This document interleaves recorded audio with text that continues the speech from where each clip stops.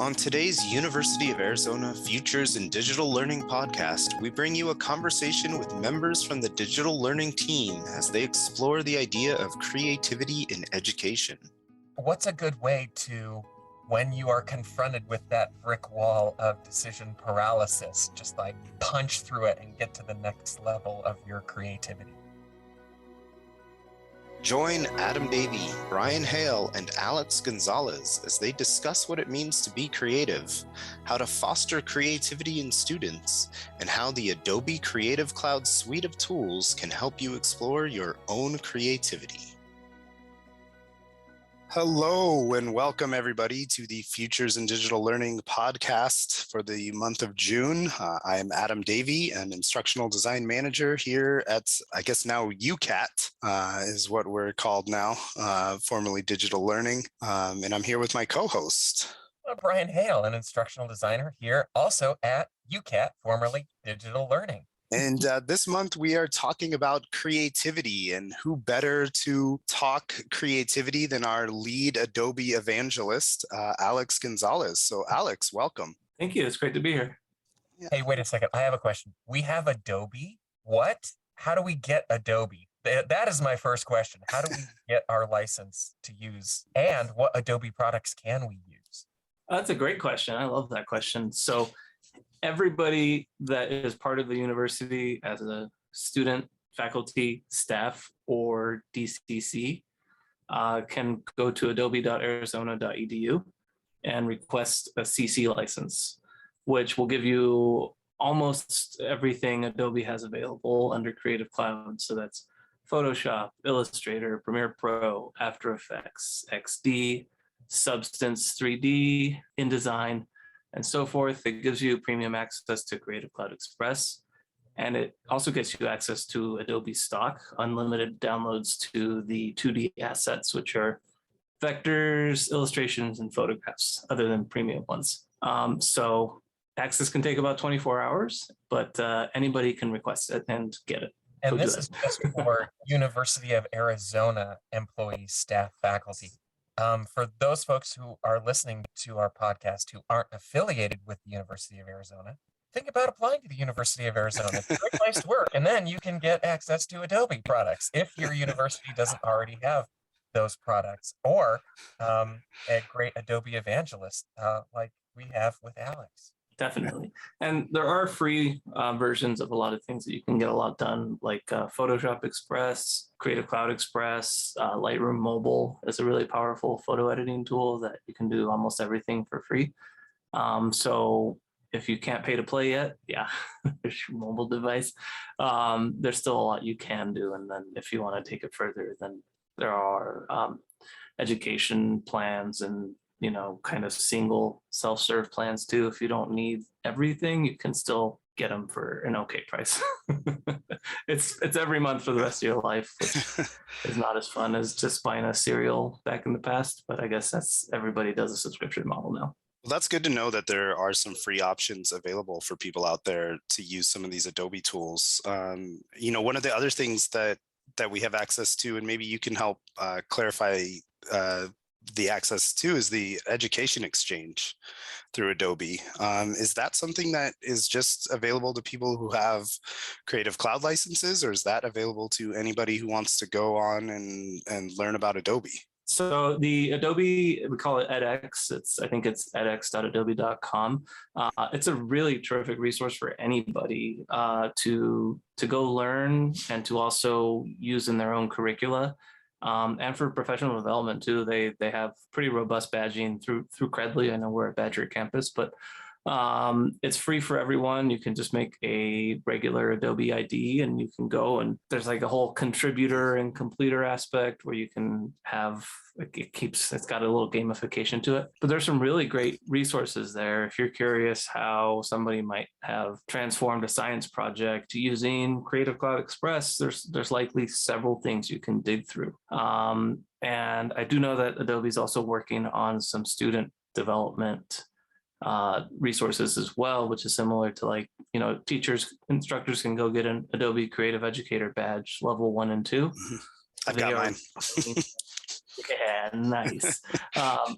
They're piloting some stuff for students to get these soft skills that are so much in demand and applied to almost every career. So Adobe puts out tons of free resources, of course, to their benefit because they point back to all of their tools. But you can use what you learn outside of Adobe products too. Like that. So I love that resource. It's great. Yeah, it is a great resource, and it's a great way to learn something at your own pace too, and kind of pick what you want to learn and how you want to use it and apply it. And it's a great way to build on your own creativity, and so that's what I said, this is what we're talking about this month, is creativity. Yeah. And so what does it mean to you to be creative? Like, when you hear that word, what does it mean? I love that question. That's a really kind of hard one in some ways. And just one little throwback to edX, you can also be a contributor too. So you don't have to just consume, you can create, which is, I think, what creativity is, right? I think about it as like an act of dreaming something and making it. And dreaming makes it sound kind of grand, but it could be you want to solve a small problem, or you want to share something you're passionate about. It could be for entertainment, communication, problem solving, or personal enrichment. Some people make art for themselves. So it's really just bringing a new or novel approach to maybe a traditional concept, but really creativity is making something. It doesn't have to be high level. It doesn't have to be highly conceptual. It means you're kind of putting yourself out there in a way that is not the usual and has your personality, your interests, your passions in it. I think that's how I would approach the idea of creativity. What about you guys? I like that. The one thing that you said that really stood out to me is taking something traditional and kind of reimagining it in a new or novel way. And I think that, to me, is how it kind of applies in education specifically, as far as being creative, because we have these very traditional approaches in education, and how can we look at that differently? How can we open our eyes to a new perspective to that? And that's kind of being creative. I think for me, I take the Star Trek Mr. Scott approach. The Klingons are attacking, and I have to come up with a solution to save the ship right now, immediately. So usually when I'm in Photoshop or Premiere or Audition, I have to come up with a way to get animated smoke moving across the screen, or lightning, or lens flares, or something like that. And so I've got to find creative ways to either go draw some smoke in Photoshop, or go find an asset. And rather than being able to sometimes take the time to plan out what this end product is going to look like, really, with the way I use Premiere and Photoshop, it's kind of a very last minute, we need this element, so find a way to make it happen. That sparks a lot of creativity, because it's amazing what you can use to make the items come to life. I totally agree. I think that ability to respond in a new and interesting way, or in a problem solving way like this, that's absolute creativity too. And I always, as a former high school teacher who taught photography, and it was super fun, there was always this pressure of creativity on students too. I would have students tell me I'm not creative, and I'd say that's the strangest thing I've ever heard. In what way have you learned that you're not creative? And it just means they don't think their creativity is as good as someone else's, right? There's this insecurity that builds whatever our society has done to create that. There's like a quote that says, everyone's an artist, everyone's creative, and as they progress, they stop being that way. So I love hearing these different ways that we are creative too. And students would see it, you couldn't always overcome it, but I always try, and I don't want to say I tiptoe, but I want to make sure there's no pressure around being creative, right? It's supposed to be not always fun, but it should be fun too. Yeah, I think that's important to recognize that creativity comes in different ways too. And it's not always, can you draw something? Can you write something? Can you make a movie or, play, a piece of music? It's not always those kind of fine arts that maybe we typically, stereotypically associate with creativity. But Yeah. creativity comes in a lot of different ways. One of my favorite interview questions, and I don't usually use this often in professional interviews, but I would love to if I could, is, give me 3 alternate uses for, insert whatever object you want here. 3 alternate uses for a spoon or Yeah. for a bucket, things like that. And I think because it really gets people to kind of get out of their typical, train of thought and think creatively on the spot about something that is simple and innocuous. And Yeah. and it shows them that, it goes to your point that when people say, oh, I'm not creative, well, you give them that simple question and it's like, no, you can be creative right there. Like, that's easy, you know? Yeah. And so it's hard to get people to kind of flip, but once you do, I think it can be very powerful. I think one of the problems is, along with creativity comes the fear of failure. If Yeah. I'm editing something in Premiere and I want to mask out something and I don't do it right, I've kind of failed, and I'm going to have to spend a lot more time going to YouTube, finding a tutorial on how to do it a different way, or I don't hit the project deadline at the right time because I couldn't do it. So I think folks really are kind of afraid of that failure.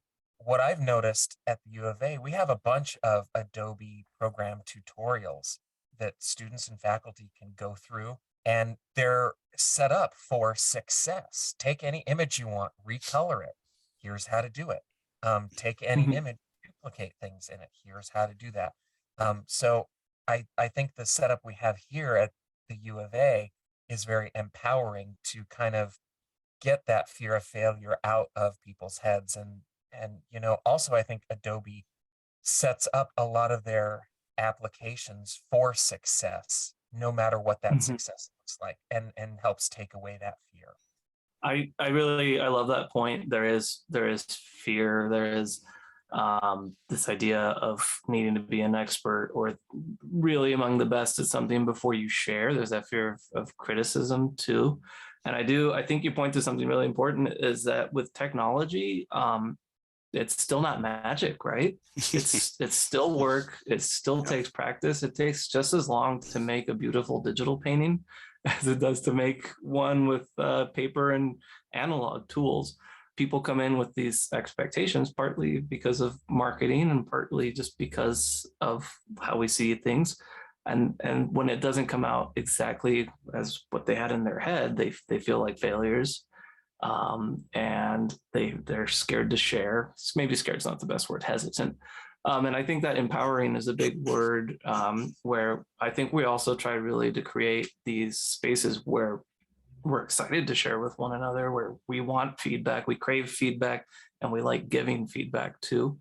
The Adobe tools, in addition to the resources we're providing, they tend to have really great built-in tutorials. Adobe's always got some sort of conference going on that is almost always free and virtual, where you can watch. I always learn something new or a different way of doing something that I might share or use myself.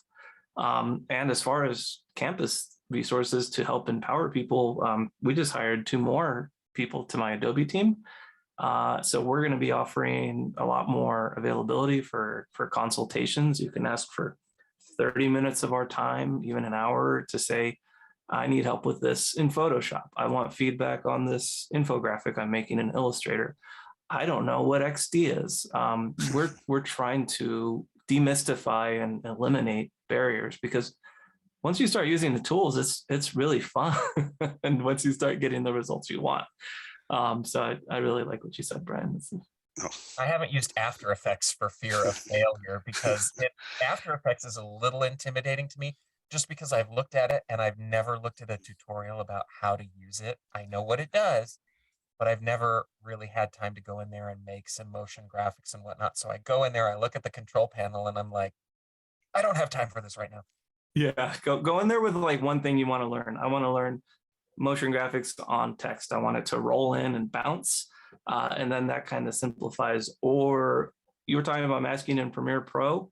Maybe you want to learn the rotoscope tool that has some of that kind of Photoshop auto selection feel to it. But yeah, I personally, I still need to look up how to do most of the things that I'm doing in After Effects too. Well, and that is also kind of a problem with Adobe, is that there is so much. It is the buffet of buffets, and you don't know what you don't know that Adobe can do. And there's Mhm. 5 different ways to do the same thing with varying Mm. results. I mean, it can be, you get to that point of decision paralysis of like, how do I want to do this? And then your creativity hits a wall because you're like, oh, if I do it this way, then I've got to go make a graphic in After Effects and then pull that in, or export the video from Premiere and then pull it into After Effects. But I just want to do it all in Premiere Pro. If I do it that way, it's going to take longer because I have to do stuff manually that After Effects does automatically. What's a good way to, when you are confronted with that brick wall of decision paralysis, just like punch through it and get to the next level of your creativity? So I will say, like you said, there's a lot of creep between the apps where you can achieve the same results, but there's also a lot of integration where you can, if you're doing everything in Premiere Pro, you can shoot it in After Effects as a composition, do what you need to do, and drop it back into Premiere Pro. So maybe chunking out what you know is going to be best for me. I always try and just do things in phases. That doesn't always work. Sometimes, like you said, that sometimes you problem solve in the moment. Sometimes I just sit down and make something for 7 hours because I couldn't, I had a roadblock and I haven't made the right time. So I really, I wish I had a really good answer for that, because that's something that I'm challenged with too. But I always just go back to what, if I can make something in Photoshop, I'm going to do it there first because I have 15 years of Photoshop experience. And so I tend to go with my comfort first. And if I have time to learn something new and I think it will be fun, then I will try the other ways. And I've learned a lot that way. For example, I use XD for a lot of things that maybe I didn't in the past. And like I build we have our institute coming up, which I guess I'll have to talk about a little bit. I'm excited about it. Oh, yeah. But I'll build a schedule in there and I'll make simple graphics, and it's supposed to be a wireframing tool, right? But now it's something that you can do really quick and nice graphic design into. So I think flexibility and not feeling bad for staying in your comfort zone is what I would say. So I like that you talk about comfort zone, because I think when I talk to instructors, that's their hesitancy, is that they're hesitant to have to learn something that they don't know and then also have to teach their students as well, for them to use it. And so then nothing ends up happening, right? Because of that fear of failure, that hesitancy to learn. And it's like, well, how do I do this? What do I do, with this? And even if you point them to the tools and you can take them to edX, and they make it look so easy on edX sometimes with how things are created. So for you, and it's good to know that you're bringing more people on the team. For you, as you work with instructors, like what do you see as some challenges to get them to kind of incorporate some of these creative tools into the classroom or into their courses? And how do you talk them through some of those challenges? So oftentimes, as of now, the conversation starts through our instructional designers who are encouraging the instructors to try something new and more engaging, right? But there is that idea that, well, I don't want to teach the software. I have so much to teach in my class. How much time am I going to dedicate to teaching students the software? And there's a few solutions there.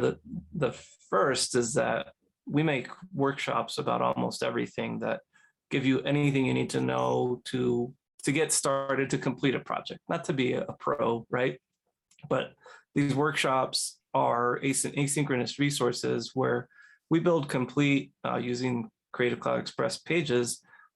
We build complete web pages that have everything that we cover in the workshop and more kind of written out as a resource, right? Like a technical text almost. And then we have the workshop recording there as well. So it's, if an instructor wants to give that to them as homework, watch the workshop, make what they made, and then we're going to do this in our class. They don't need to teach the tool. And I think to speak to that, our Dr. Buckner, she taught a class called Intro to Creative Cloud, SBS 350. And we used all of those resources for students to take the course asynchronously. And I got very few questions about how to use the software. So I was surprised. I was worried because I was like, why am I not hearing from anyone?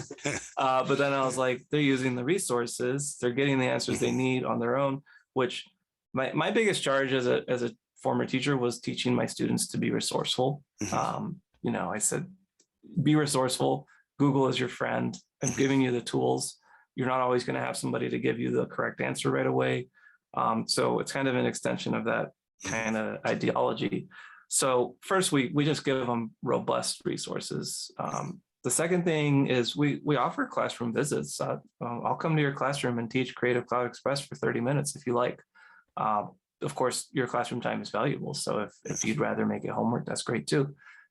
We create workshops. I did an InDesign workshop for a fashion class that was catered for them to learn how to use InDesign templates to make their final portfolios. And we did, how do you feel about InDesign 1 to 5 at the beginning? We got all 1s, and at the end, we got 4s and 5s. 40-minute session, right? Yeah. And them knowing that everything I showed them was available to review later. And then we also just suggest the right tool, right? We don't need to use Premiere Pro if you just want students to make a 1-minute bio video. That can be Premiere Rush, that could even be Creative Cloud Express. Yeah. So we want to find their comfort zones. We want to empower them and give them resources, but we also want them to know that the technical part shouldn't be their problem. They're the content experts. We want to help bring more project-based learning into their spaces, I guess is how I would answer that. That's great. And I think that resourcefulness you talk about is creativity as well, right? Yes. You're being creative to, kind of be resourceful and find what you need. Yeah. So as instructional designers, we often start with our faculty with a course map, lay out what your course level objectives are, your module level objectives, start filling out your week 1, week 2, week 3 information. Is in the motion picture industry, they use storyboards when they're putting together a movie. Sometimes visual book publishers will also storyboard how the book is going to be laid out and come together. Magazine editors do the same kind of thing. Is there a similar kind of way of thinking when using Adobe products, depending on what the product is, to help you be successful in the project, so that you're not just thinking of it as you're moving along, and maybe you miss some things that in the background that may have helped you get to the endpoint sooner or easier? Yeah, I think that's a great idea. And, we all have our industry ways of planning, right? Thumbnailing, storyboarding, curriculum mapping. And to aid with that, actually Adobe has, I guess we'll call it a menu of project types and the apps that are suited for that at a beginner level and at an intermediate and advanced level. That's something I could send you guys a link for later. I don't know if that's something you can link to the podcast, but that's something that Adobe really tries to say, well, you're trying to do this. These are the tools you have to do that the best. And I guess where we come in is these are the ways we can help you learn and use those tools. And that's kind of what Creative Cloud Express came from. It's free, right? Which is awesome. And it's this tool to dip your toes without installing anything, with having really a lot of starting points. There's templates that you can I don't think they're calling it Remix anymore. I don't. They're going through like branding things because it used to be called Spark, and that was a fun change. But this try to enable that creativity without technology getting in the way, and in fact, empowering you. So Creative Cloud Express has that. They have a designing aspect, they have a simple video aspect, and they have web pages that are all free, easy to use, and web-based, which is really important because you can open your phone, you can open any computer, sign in, get some work done, it's saved to the cloud, you can look at it later. So anything to make it easier is what we're trying to point people to. And then that's where they get curious. They say, hey, I made this in Express. Is there a way to do X, Y, Z? And we'll say, well, yeah, with X, you would want to actually use Photoshop. With Y and Z, those Illustrator might be the best tool. If you want to learn sometime, let us know, right? So I call it a gateway drug. And so Creative Cloud Express is my favorite tool to use. And I suggest it a lot with instructors because I feel like you said, it's real easy for students to just jump in and learn because there's not much to it, right? It's very simple in its function and what it can do, but it also is very flexible in what it can do. And students can add images and video and text, and they can personalize and do all kinds of fun things. And it can be used in a variety of different ways in the classroom.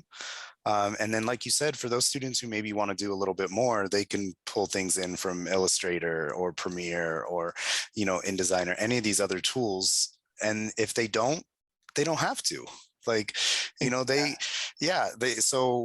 To me, that is why I love it so much, is because it is so flexible and because it gives students that kind of power over their own, learning. If they're using it, they can do as much or as little as they want with it, and they're still going to come out with like a beautiful, personalized and engaging product that will hopefully help reach the outcomes that the instructor wants. And that's where the instructional designer comes in and to help make sure that the assignment aligns with those outcomes. But it's a great tool, and I still call it Spark from time to time. I gotta break that habit, but but it is a great way to get people involved with Adobe.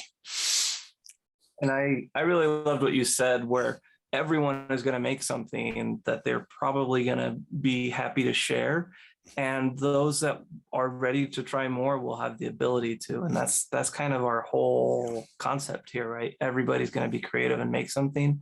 And those who want to take it further can. And if Express is what you use the rest of your creative life, that's great. Yeah. So I use it all the time too. Yeah. So it's perfect. Yeah. Yeah, it is. And like I said, you can do, just so much. Like, even if it's just, there's the web page aspect of it, you can make, kind of graphics and images to, for social media and flyers and things like that. That's, a simpler way to do it than maybe InDesign or Publisher. And then even just like quick, simple videos. Premiere, I'll be honest, like, you open Premiere's intimidating with all the toolbars and everything. Even Premiere Rush can be a little bit intimidating as well for videos, but Creative Cloud Express is real simple. See, there I go again. That's the problem. They took it from this one syllable thing to like PCX. Sure, it typed out, it's great, but it doesn't roll out as easily. No. But we can gush about, Adobe and all these tools, all day long. But I think the main heart of, why we do this is because we want students to be creative, and we want them to, have, voice in their learning, right? And that's what creativity and what some of these Adobe tools promote. And so, like, why is that important to kind of inject into your classroom and to foster in students?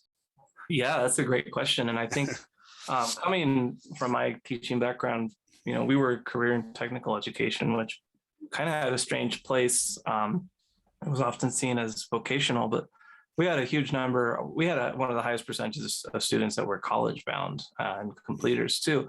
And there was always this push for what we called project-based learning, that, you know, if students are taking what they've learned, practicing, and then creating something, that's the best thing we can do, right? Other than teaching it to someone else. So these are really invaluable skills in almost any career field. I guess somebody could probably convince me there's some that they aren't, but as a former photography teacher, I didn't care if students wanted to be photographers or not. What I cared was that they were learning these creative ways to use technology. They were creating project-based learning. They were problem solving concepts that were shared with them, or, you know, prompts. And there are things that translate into career skills that are in demand, right? It's hard to think of a situation where understanding multimedia is no longer relevant, right? And so in a career field, that's important. As I think members of society, the greater our digital literacy, I think the better for everybody. We're all exceptional at consuming multimedia. We would take in, I don't know, thousands of multimedia images, videos, and sounds a day. Many of us are critical of them, and the number of us making them is even less than that, right? But there's a lot of stuff to parse. There's a lot of realizing how easily you can manipulate video, sound, and photo, I think, is an important thing to come to terms with in practice. But and I think the most important part is that I think students connect better with the learning when you're making it a creative process. I think that's the biggest thing. We're asking them to take it, synthesize, and make something. And then we're also adding kind of accountability, a different kind of accountability, right? You're not making this 3-sentence post in a forum at 11:59 on D2L, which has its place. Yeah. But you're making a thing that you are being asked to show to other people who have also made things. And I just think that that's a very different process. And I think people spend more time with what you made than what you typed, I guess. I think it's important too to give good guidelines when you're, instead of just saying, you go be creative. Oh my gosh, That yes, was, yeah. you know, here's the, you know, like when you're a kid and you have a coloring book and there's a black and white image, a line image, you get to pick the colors of the crayons that you use, and whether or not you stay in the lines or not is entirely up to you. Giving people guidelines, instead of go make a PowerPoint to do your thing, go Right. use Adobe Express to come up with 5 slides, make each background different, use 3 different fonts, 3 different weights, put some images on there. Use that kind of creativity, and as long as we can help guide the creativity, then we also eliminate some frustration, you know, with one of the things I get frustrated is the other day I was looking through Adobe stock and I could not find the image I wanted because it was such a very specific image. Like if I just lessened my standards a little bit, all of the images, any of them would have worked, but I needed this one specific thing for this and I couldn't find it. And I was like, can I go take a photograph of what I want? Yeah, why not? Let me be creative that way. And then I'll get it into the computer. And then maybe I'll send it to one of my friends who can edit it and white balance it or whatever, enabling someone's creativity hamster, you know, to get that wheel spinning. Yeah, those little hamsters. Yeah. You know, I read something years ago by a creativity expert, Keith Sawyer. He's written a lot of books about creativity, which I highly recommend. And he said, you know, sometimes telling people to think outside the box is too big. Sometimes you need a box and you need to think inside the box to be creative, and that's okay. And I'm paraphrasing there, and that's not, you know, his word for word what he said, but that's always stuck with me because it's like, yeah, you know, sometimes you do need a box. And then, you know, Brian, what you said about guidelines, and so I think sometimes with students, they're not reined in, they can't do it themselves, so they need that kind of, you know, idea of the box to be like, okay, I can think within these parameters. Now I can put something together. I think that's huge. I think everybody needs them sometimes. You know, if somebody tells you to just do something, you say, well, what are the expectations? What's the context? What's it being used for? And that's something that I've always really valued too. From my teaching background too, I didn't say take 5 good photographs. Actually, I did do that sometimes to my advanced students to drive them crazy. I'd say I want 5 good pictures. And I was like, go for it, have fun. This is your 4th year with me. That's what you get. But giving really clear expectations of kind of what will be considered a successful completion. And then the opportunity, like you gave them the box, and then maybe, you know, sure, there's also bigger boxes you can move to if you want, or you can open the lid. But if this is intimidating and you want to just be able to complete it this time, this is what we want. And I think that I'm really glad you brought that up, because I think we need to always provide that. You know, the other thing I kind of want to touch on too, because I think it's great that you came from a photography teaching background, because I listened to a talk years ago from a photographer who he photographs things for National Geographic. His name is DeWitt Jones, and he gave this talk, and a couple things kind of stood out. And the talk wasn't just about photography, but he incorporated photography into, like, you know, this perspective of life and creativity and all kinds of things. And he's, you know, one of the things he said is sometimes you need to change your perspective. You know, so whether that means taking your computer and going from your desk to your couch, right? Maybe that is enough to kind of change your perspective and you know, stir some things up. And then the other thing he said was put yourself in the place of most potential. And I think that's key too, you know, and that's for teachers as well, and instructors. Like, how do we put our students in the place of most potential? How do we set them up for success? And Alex, you talked about a lot of different resources that we have to help, you know, set our students up for success and put them in the place of most potential. And I think that goes for the instructors as well, right? Like, as instructional designers, we want to put instructors in that place as well and help them be successful. And you mentioned briefly the Institute, and I want to make sure we get to it. And so I think this is a good time to, you know, kind of say, like, how can we put instructors or people in the place of most potential and get them into this institute? So I want to hear more about the institute now. So go for it. I'm happy to share. So this is something we're piloting, and it's kind of inspired by if you've ever heard of or attended the Adobe Creative Campus events and the Adobe Faculty Development Institute, where you get these kind of 2 to 4 day whirlwind experiences where you have to choose what you want to do, and you learn a lot, you forget a lot. And that's, I mean, personal experience. If somebody comes to my workshop and they learn 2 cool new things and remember them, I'm like, heck yeah, maybe I showed you 50.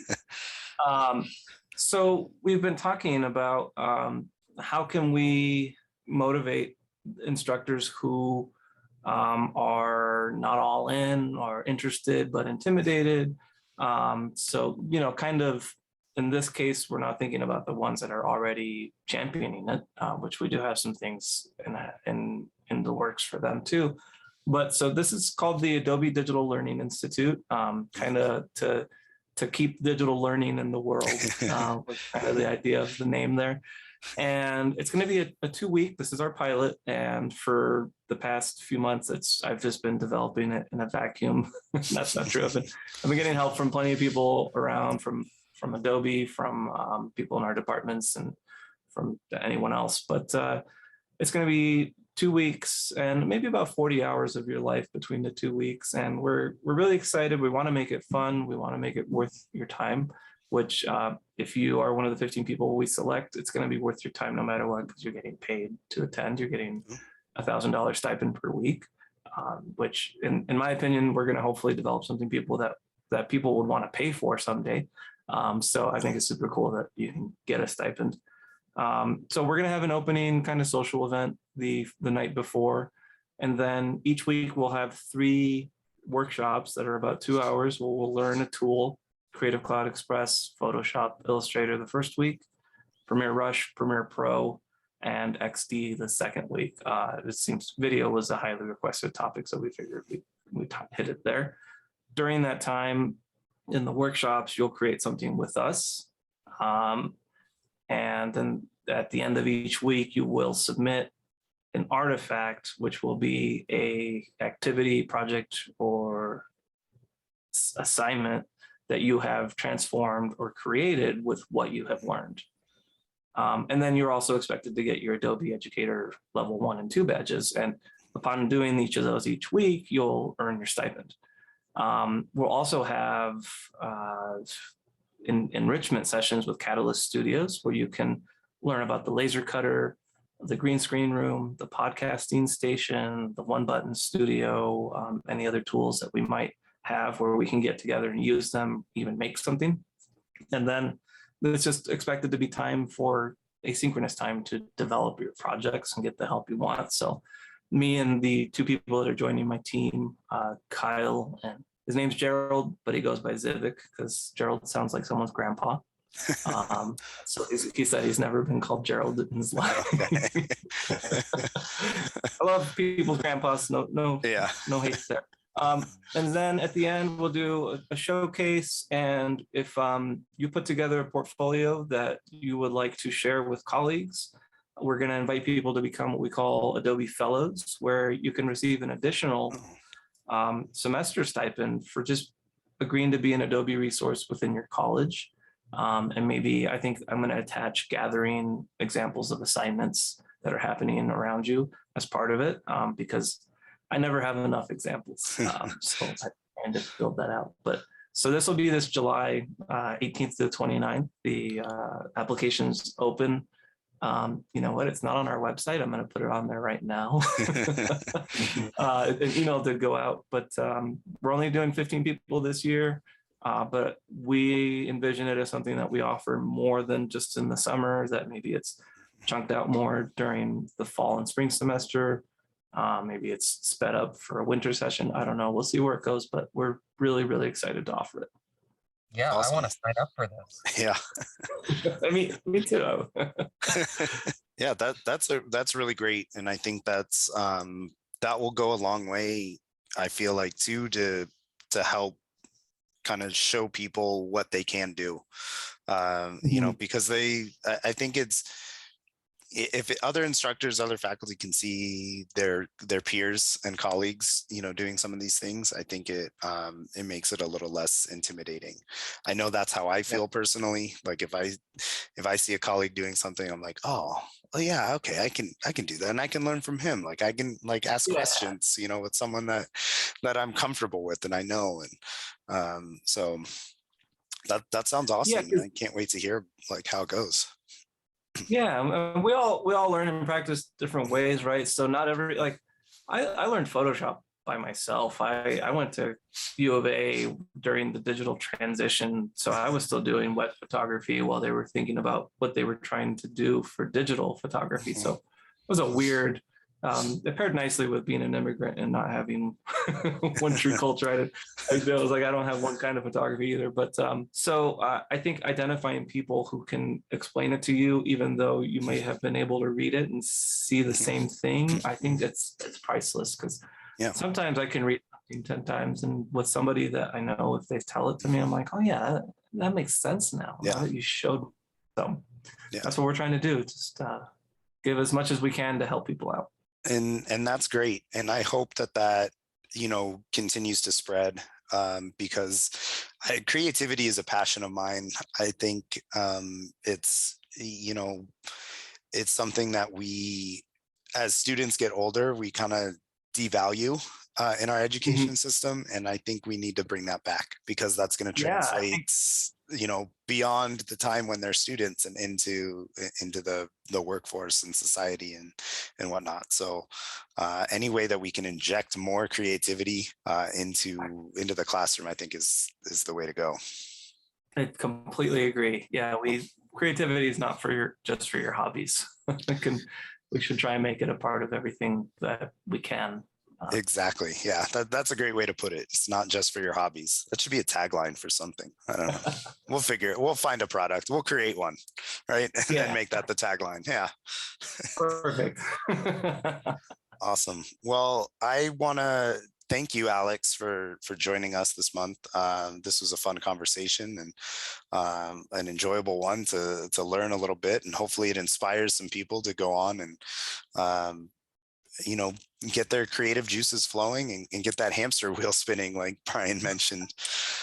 So thank you again. And, thank you to everybody who's listening. Tune in next month. We're going to have some guests on from our D2L team here at U Arizona. So we're going to talk learning management systems. I know it doesn't sound exciting, but I promise it will.